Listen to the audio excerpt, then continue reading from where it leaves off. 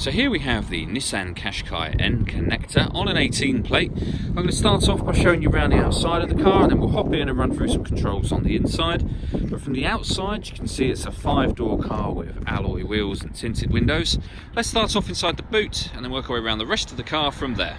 So as we approach the boot, you'll see we have reversing sensors, plenty of boot space as well, along with that 60/40 split folding rear seat. And then these tray sections both lift up to reveal more boot space, and they are removable should you wish to do so. Okay, so we're just going to work our way back round to the front of the car, and then we'll hop in and run through some controls on the inside. But now that we've done a full circle of it, you can see that it's in lovely condition the whole way round. Just briefly before we climb in, I think it's what we're seeing the interior from this exterior point of view. These seats are as good as new. There's plenty to run through on the dashboard, so let's hop in and we'll do that now. Okay, so now that we're inside the car, we're going to start with the dials. On the left-hand side, we have the rev counter, and on the right-hand side, the speedometer and fuel gauge. In the middle, you can see the total miles for this car, which are 12,816.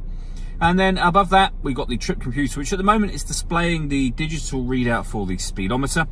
But there are various menus available, so including the fuel economy, satellite navigation, your audio menu, and then eventually, after all these settings menus, back round to the beginning again. The buttons I was using to go through those different settings on the trip computer are these buttons just here. We've also got stereo controls over that side. And then on the right hand side, we've got cruise control, speed limiter, the ability to answer and end phone calls, and we have voice activation for the phone. So you can hit that button, ask it to dial anyone in your contacts list, and it can do that for you without you having to take your phone from your bag or pocket. That is, of course, once you paired up your phone, which is done on the central screen just here. Before we come back to that, you can see this car's got DAB radio. It also has FM and AM as well. If you want to listen to your own music, you can do. You can do that via the CD player. You can stream music wirelessly via Bluetooth audio, or you can plug devices into either the USB or auxiliary inputs that this car has got as well. We've also got satellite navigation. There's a full video showing how that works on both our website and Facebook page, which is well worth checking out if you've got the time.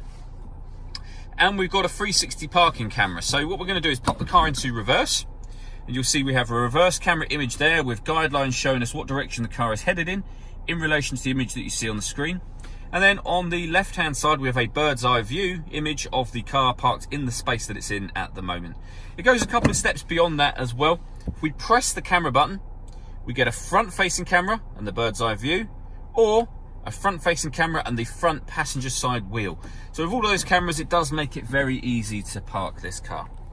Working our way down, we've got dual zone climate control, so you can adjust the temperature of the passenger and driver sides of the car.